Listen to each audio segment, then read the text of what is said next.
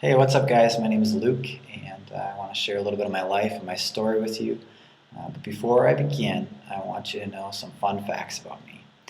I'm a little bit of a poser, at times a hypocrite. I'm a people pleaser, perfectionist, and kind of a control freak. I always wasn't like that, but over the course of my life, I kind of shaped and molded into kind of that guy. But Let me take you back to the beginning where it all started. I was born and raised in a small town in Freedom, Wisconsin, on a farm to a loving mom and dad. Cared about me very much. I got two brothers and two sisters, and we did a lot of life together. We did chores and ate meals and made lots of memories. A lot of about who I am came from my childhood years, and I wouldn't trade it for anything in the world.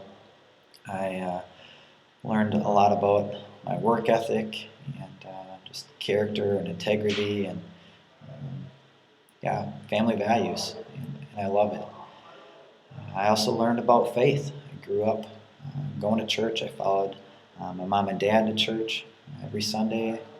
My grandparents went to church. My brothers and sisters went to church. So we're just kind of this church-going family. And kind of some things that I took away from church is you just go to church and you're a good kid, and everything will kind of work out. And that's a good chunk of my grade school and middle school years and on into high school. And I got pretty good at looking good on the outside, but on the inside, I was a hurting unit.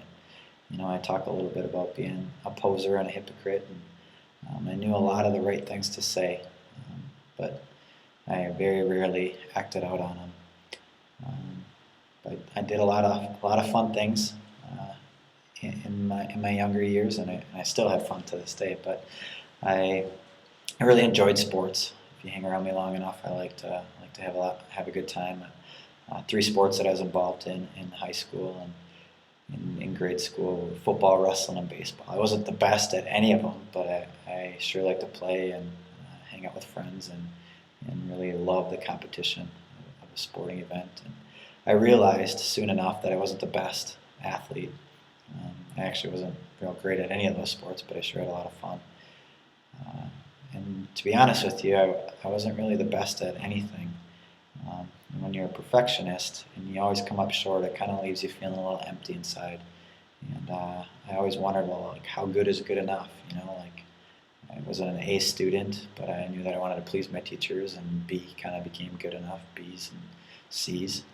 Um, but I realized soon enough that I wanted to please my coaches, my teachers, my family, and I even liked kind of pleasing girls. I started chasing girls in high school, and I really wanted to just please myself, and I started to live for myself and kind of wanted to control my own world and be in charge of my life. So I did things that I liked to do and wanted to do, and some of those things weren't the best things.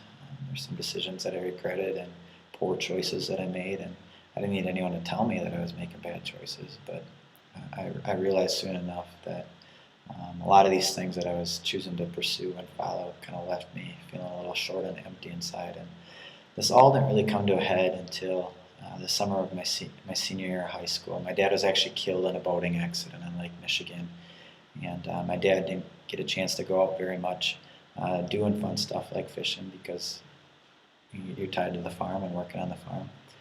Um, but I'll never forget that day, June 25th, 1999, when my dad's life ended. And I started to wrestle with, did he go to heaven? Did he go to hell? Was he hanging out in purgatory? Did I need to pray him out of purgatory?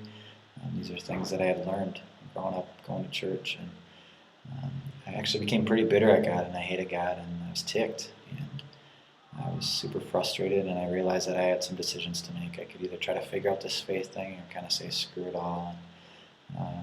My senior year of high school was kind of a downer, kind of a bummer.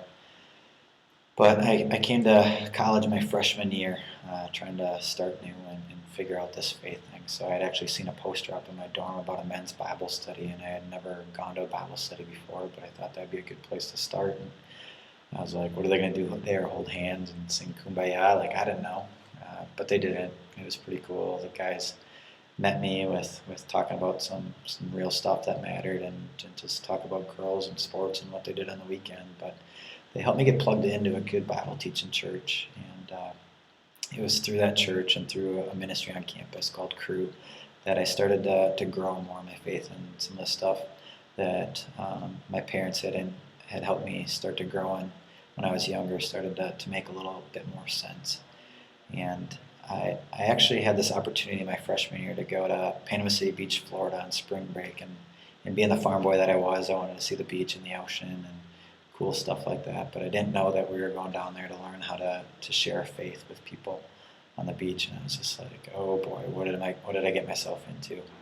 And there's one day that I very vividly remember where I had the opportunity to go out with this staff guy to learn how to tell people about Jesus. And we had gone into this body piercing tattoo parlor, and there was a fella in there who had gotten drunk the night before, and he wanted to get his tongue pierced. And I was just like, that's weird.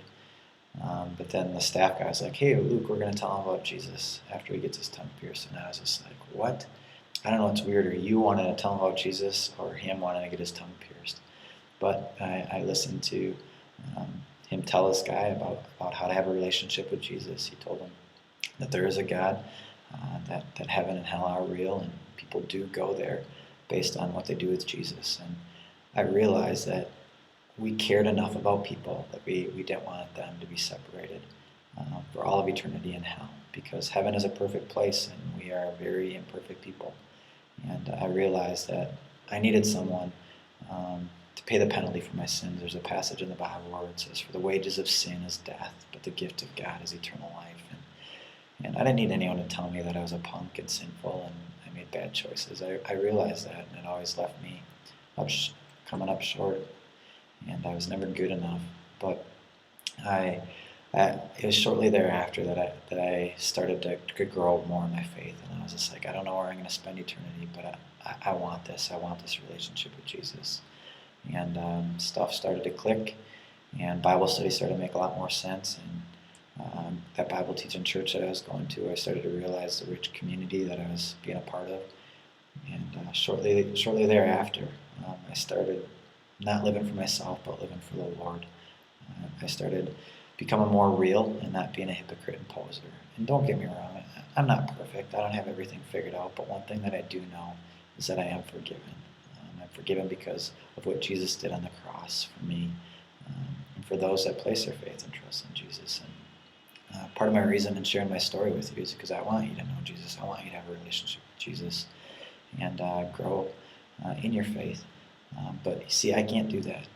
God started to work in my heart, and he took my heart of stone, that bitterness that I had towards him, with the loss of my dad, and I realized that the world really didn't revolve around me.